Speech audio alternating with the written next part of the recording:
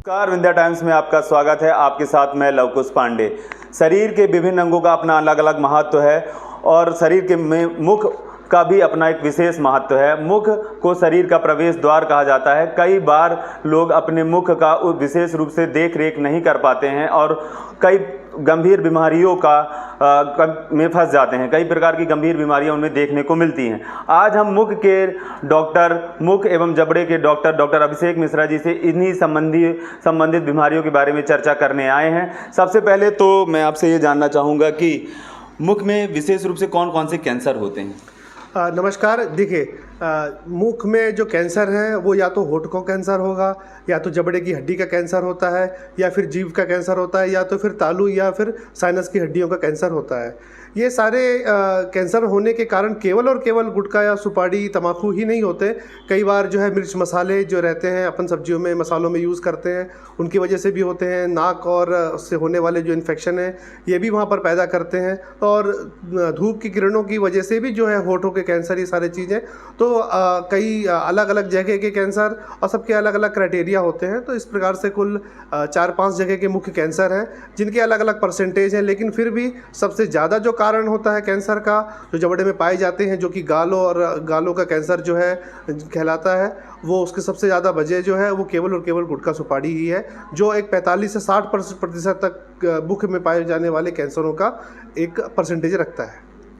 ये तो बात हो गई प्रमुख रूप से मुख के होने वाले कैंसरों की। कैसे इसको अर्ली स्टेज में पहचाना जाए और उसको पहचानने के बाद इसका क्या बचाव है, इसके बारे में भी जानकारी। किस प्रकार से पेशेंट अपने आप को ये देख सकता है कि ये एक अर्ली स्टेज है, मुझे डॉक्टर से कनेक्ट कर लेना चाहिए, क्योंकि बाद में होने पर, कई बार लेट हो जाने पर उसका गंभीर परिणाम देखने को मिलता है।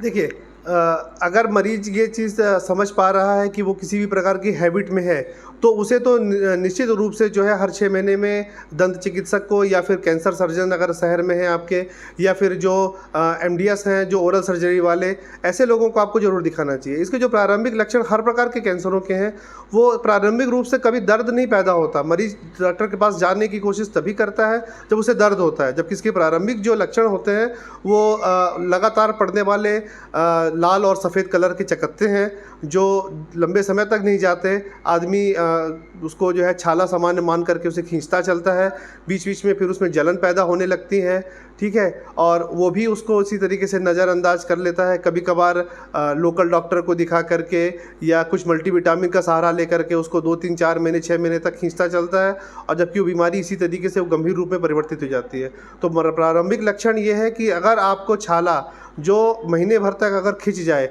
और आप अगर उसको अपने से भी चेक करते हैं कि अगर आपको उसमें लाल और सफ़ेद कलर के चकत्ते दिख रहे हैं, प्लस उसमें जलन हो रही है, मिर्च मसाला खाने से, सामान्य थोड़ा टूथपेस्ट करने से, या थोड़ा भी नमक वगैरह से जलन हो रही है, तो आप तत्काल जो है किसी विशेषज्ञ के पास पहुँचें और उसे निश्चित रूप से दिखाइए। इसमें सामान्य दंत चिकित्सक की जगह जो मैक्सिलोफेशियल सर्जन है वो ज़्यादा अच्छे से समझ पाते हैं, या फिर जो स्पेशलिस्ट कैंसर सर्जन है वो उसे ज़्यादा अच्छे से समझ पाते हैं। इसमें आप गुमराह होने से बच सकते हैं, और प्रारंभिक इलाज ही सबसे बड़ा बचाव है।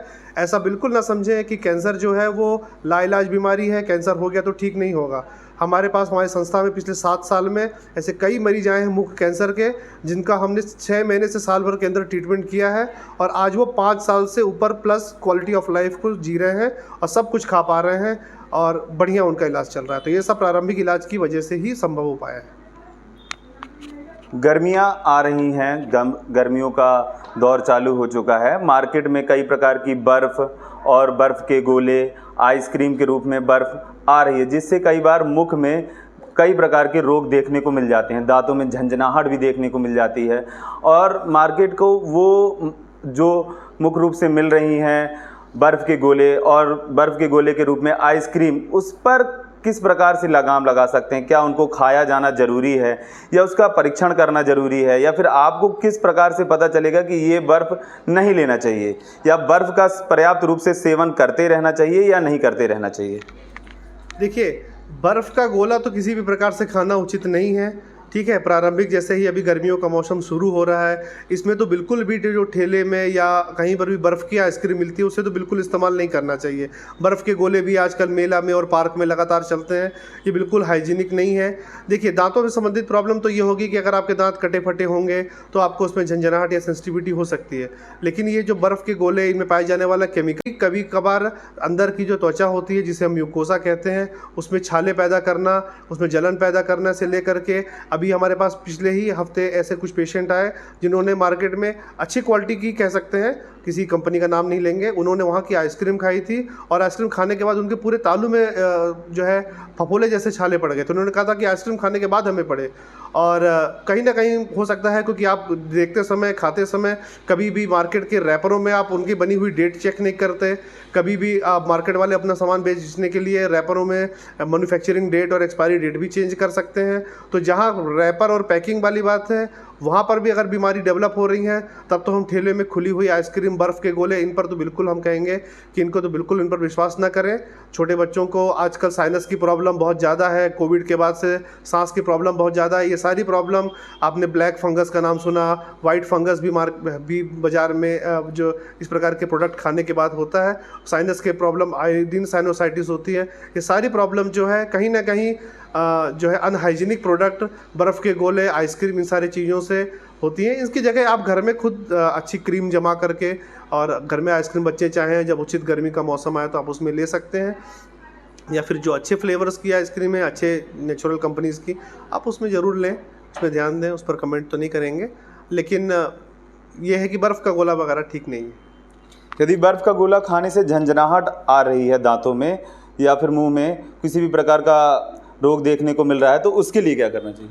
देखिए, अगर दांतों से संबंधित प्रॉब्लम है तब तो आपको निश्चित रूप से मिलना चाहिए कि उसमें दांतों की झंझनाहट क्यों है, दांतों में कीड़े तो नहीं लगे कहीं, तो वो तो उनके लिए जो डेंटल ट्रीटमेंट है, रूट कैनाल, कैपिंग्स और या संबंधित अच्छे सेंसिटिविटी के टूथपेस्ट, माउथ वॉश, आप उनका यूज़ कर सकते हैं। लेकिन अगर आपको कभी ऐसी चीज़ें, प्रोडक्ट खाने के बाद अगर आपको ऐसा लगे कि आपको आपकी जीभ में अंदर चकत्ते पड़ रहे हैं, लगातार जलन पड़ रही है, तो फिर आपको विशेषज्ञ से मिलना चाहिए और उसका प्रॉपर आपको इलाज कराना चाहिए। मुख की ये बात हो गई और दांतों की भी बात हो गई। अब अंतिम सवाल की ओर बढ़ रहा हूँ। स्वस्थ मुख कैसे रखा जा सकता है? अपने मुख को हमेशा स्वस्थ कैसे बनाया जा सकता है? देखिए, हमारे पास जितने भी मरीज़ लगभग आते हैं तो हमारे मरीजों का सबका एक कॉमन क्वेश्चन रहता है कि ऐसा कोई मंजन बता दीजिए, ऐसा कोई कुल्ला करने वाला, ऐसा कोई पेस्ट, ऐसा कुछ बताइए कि हमें जो है दोबारा दांतों के पास, डॉक्टर के पास मिलने की ज़रूरत ही ना पड़े। देखिए, दांत जो हैं वो खाने और चबाने के लिए औजार हैं, के लिए हमें ये समझना चाहिए कि हमें औजार को नियमित साफ़ सफाई की आवश्यकता है। आप दिन भर में 3 से 4 बार भोजन कर रहे हैं तो कम से कम 2 बार आपको दोनों टाइम ब्रश प्रॉपर करना चाहिए। प्लस आपको मसूड़े में वॉश करने के लिए, जैसे नहाने के लिए पानी की आवश्यकता है, इसलिए अंदर के लिए भी आपको जो है माउथ वॉश और ये सब चीज़ों की मसूड़ों में मालिश करने की आवश्यकता है। अगर व्यक्ति 6 महीने में 1 बार किसी अच्छे डेंटिस्ट को दिखाता रहे, प्लस दोनों टाइम ब्रश करता रहे, दोनों टाइम अच्छा कुल्ला करने वाला लेता रहे, मसूड़े में हर 3 से 6 महीने में मालिश करने का प्रोडक्ट लेता रहे, तो मुझे ऐसा लगता है कि जो सामान्य मुख और इन सब चीज़ों की परेशानियां हैं उससे वो जो है बिल्कुल निजात पा सकेगा। कुल मिलाकर मुख का भी अपना विशेष रोल है और मुख को शरीर का प्रवेश द्वार कहा जाता है। एक संयुक्त और संतुलित दिनचर्या के साथ आप मुख पर अपना नियंत्रण रख के गुटखा या धूम्रपान का सेवन ना करके अपने मुख को स्वस्थ रख सकते हैं। बहुत बहुत धन्यवाद।